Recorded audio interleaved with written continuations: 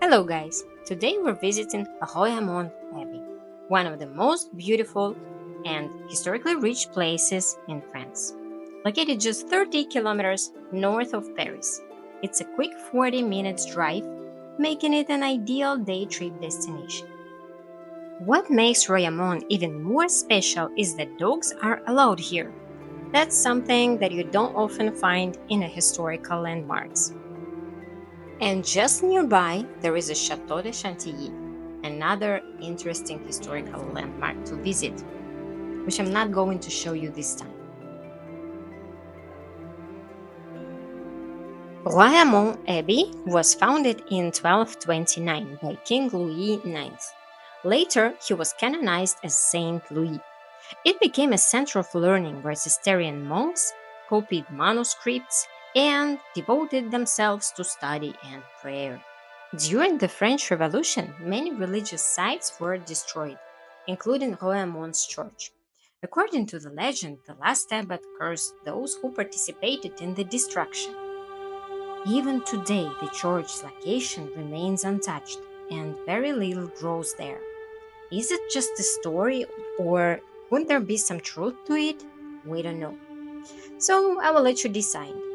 But standing there, you cannot feel the weight of the past. There is really some energy in this place. Even our crazy doggo was really behaving at that place, as you can see. One of the Abbey highlights was its vast library, considered one of the largest in France at the time. It housed rare books and manuscripts, and many of them personally donated by the king. Construction of the abbey was remarkably fast for this 13th century, just 7 years, and that's really fast for that time. Louis IX was so passionate about the project that he personally oversaw its progress. The abbey became a symbol of faith and knowledge in medieval France. During World War I, Royaumont Abbey was turned into a military hospital by a group of Scottish women. Despite the abbey's ancient walls, they created a modern medical facility to treat wounded soldiers. The hospital was led by Dr. Francis Evans and a team of female doctors and nurses. Those women worked tirelessly, proving that they could manage under extreme conditions when electricity and running water initially were unavailable. The abbey became famous for its care during the Battle of the Somme. Over 10,000 soldiers were treated here, and the hospital achieved an impressively low mortality rate of just 1.82%. Royaumont wasn't just about bandages and bed. The team used X-rays to diagnose infections like gas gangrene, faster than traditional methods. This groundbreaking work saved countless lives and pushed medical science forward. They were first who was using these methods. Basically, they contributed into the study of diagnosis of this gas gangrene. Run by women, fueled by compassion, and remembered for its groundbreaking medical care. This is Royaumont Abbey during World War I.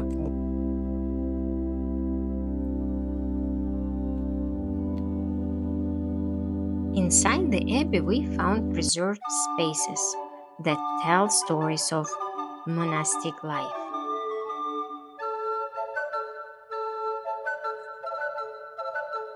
The courtyard seems a true oasis of peace. The monk designed this space to balance nature and architecture, creating an environment perfect for reflection and relaxation. Just look at it.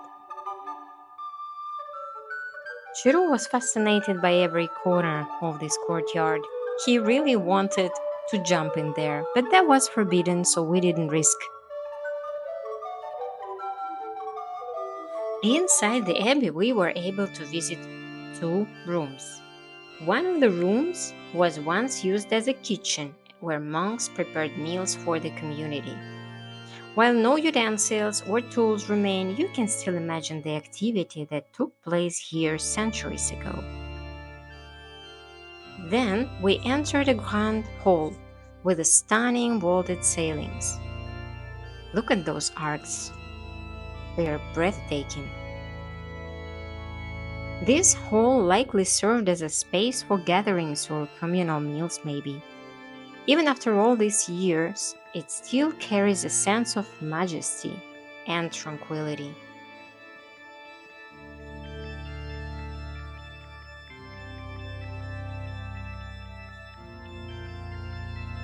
What has caught our attention were the icons made of stained glass. Then we entered a hall that immediately took our breath away. We have noticed fascinating symbols on the stained glass windows in this abbey. One depicts a haystack, a seat, a rake, and a sheaf of hay. Another features a red shield with an anchor, possibly entwined with a snake or a rope. That was not clear. Unfortunately, we couldn't find detailed information about the origins or meaning of the symbols. So, if any of you know the story, please share it in comments. That's very interesting.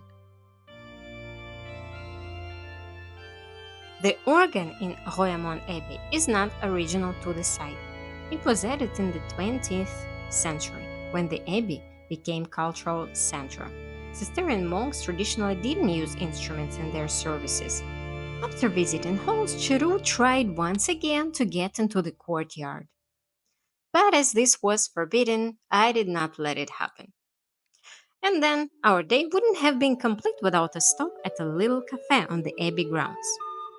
The moment we arrived, the owner greeted us like he'd been waiting for Cheru his whole life. With a big smile, he came back to us with the cat food that he wanted to offer to Cheru. It turned out that he's a cat lover and feeds the local strays.